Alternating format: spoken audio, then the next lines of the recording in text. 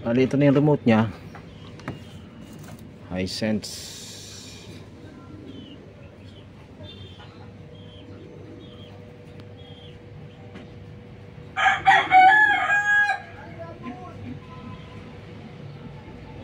Defect din pala tong remote niya. So wala siyang, ayun, meron siyang puti rito. Saglit lang ilaw. Buksan na lang natin to guys. Bali ang ano nito, likod niya 43 inches Hisense. Ito na yung laman niya mga kaibigan. Isang board lang siya. Tingnan natin kung meron siyang BC. Tingnan natin.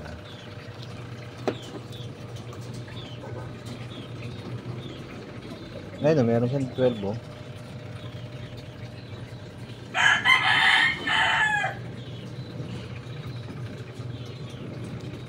Yung mga capacitor niya mukhang okay naman. Ayun, wala namang bulky.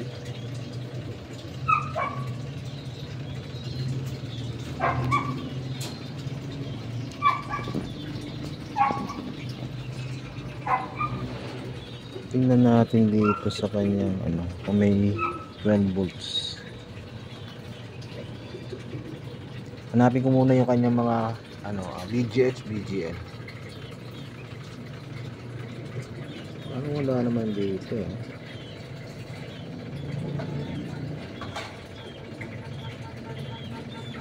So yun ko muna.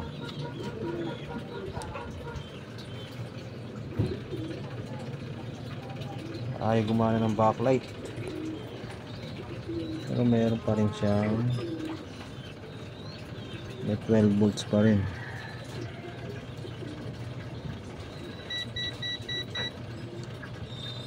Ayun, meron siyang BGH oh. Check ko muna yung backlight niya, baka sa backlight nasira nito. Ito yung backlight niya. Ito na mga bro yung kanyang backlight. Fluctuating. Hindi ako naibigay dyan, 500. Ah, sige. May problema talaga yung backlight niya. Fluctuating yung kanyang ano, ilaw. Ito mga bro, yung ginawa ko rito, naglagay ako ng backlight driver para malaman natin kung sira talaga yung backlight, no? Para yan pang testing natin. Kasi kung dito natin gagamitin sa ano, backlight tester, magana naman siya.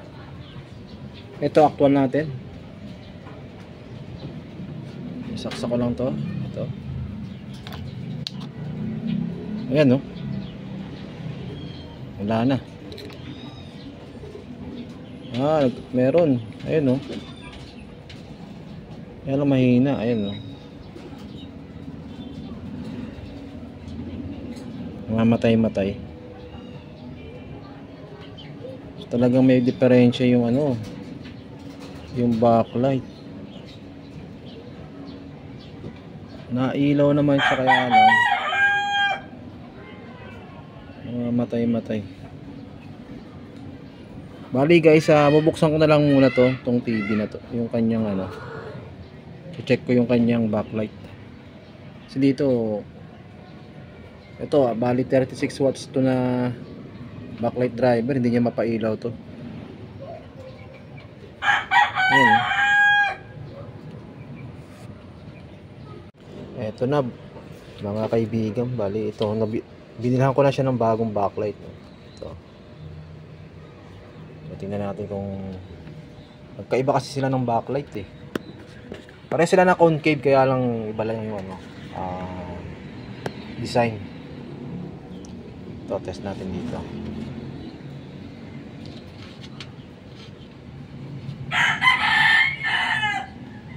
Yun. Bali ang voltahe niya,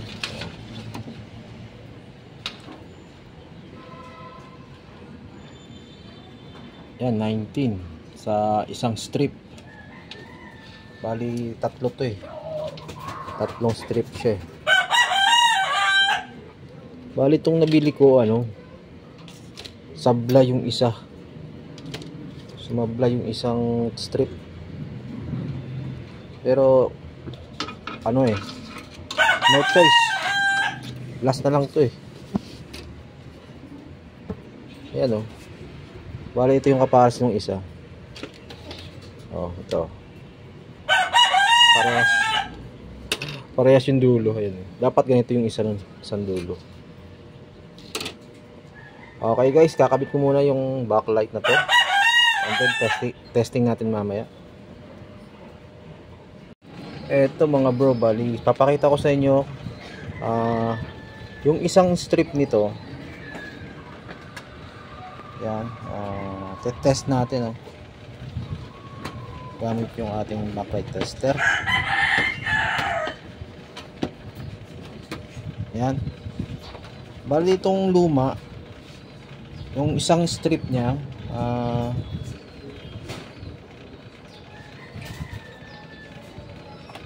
ayan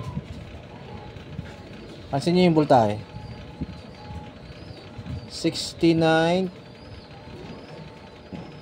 bago-bago.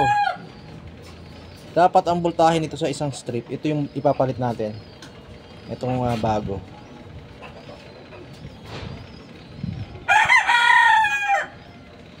Yan ang dapat yung voltahe na dapat,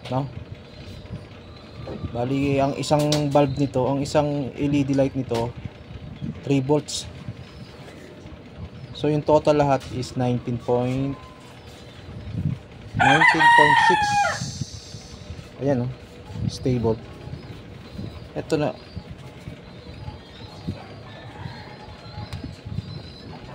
Ayan So sira na tong sira na tong luma talaga kahit umilaw siya. Okay guys, iaano ko lang, bali nakabit ko pa lang tong itong strip na to isa. So meron pang dalawang tatapusin.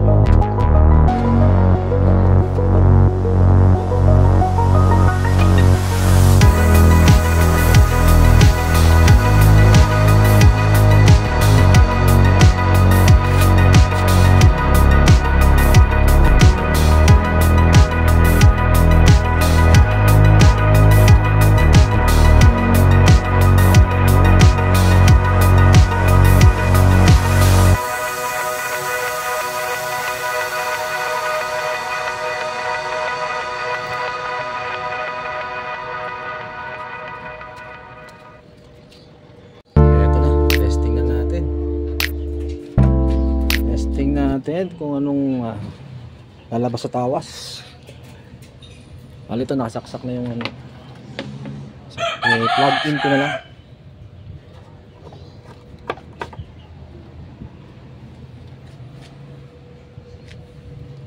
Ayun, mayroon na siyang ano.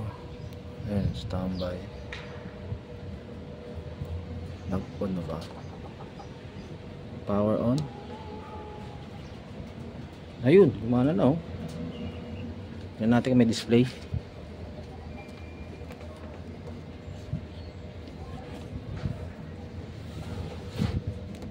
Ayun, okay na. May no signal na siya eh, no? Okay, hindi na namatay.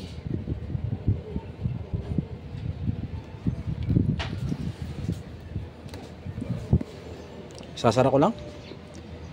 Ito na, testing natin mga kaibigan. Bali ito, naka standby siya, no?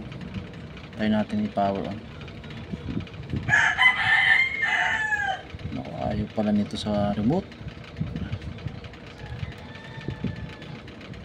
Ayaw ng remote. Try ko yung ano, yung deband na remote. Problema, hindi ko makita yung remote ng ano, deband. Ito, power on na lang natin dito. Ayun. Ayun, iSense. Okay na guys. Tingnan natin yung kanyang ano, setting, baka naka-full yung kanyang backlight. Tingnan natin kung gagana to. Sa menu, setting. Ayun, meron naman oh. Picture mode, enter. Ito pala meron guys, itong ayan ang backlight. Picture, nasa picture siya, no? Tapos backlight, enter natin. Ayun, nakasagad pala oh. I-low natin.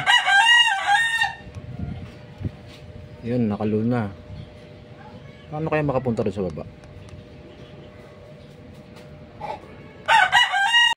Eto mga bro, lagay natin sa setting. Ayan mga kaibigan, punta tayo sa kanyang setting, no? Punta tayo sa all. Yan, makikita niyo yung backlight.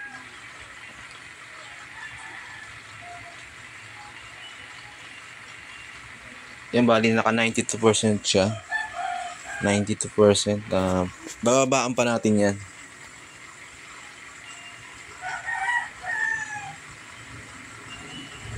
So, ito madalas pag ano, nasisira yung backlight pag nakasagad yung backlight natin.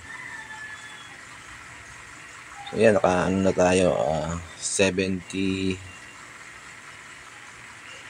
Yan, 70%. Yan, 80.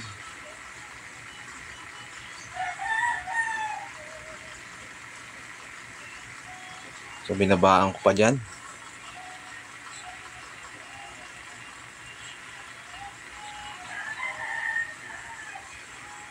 %65% mga kaibigan.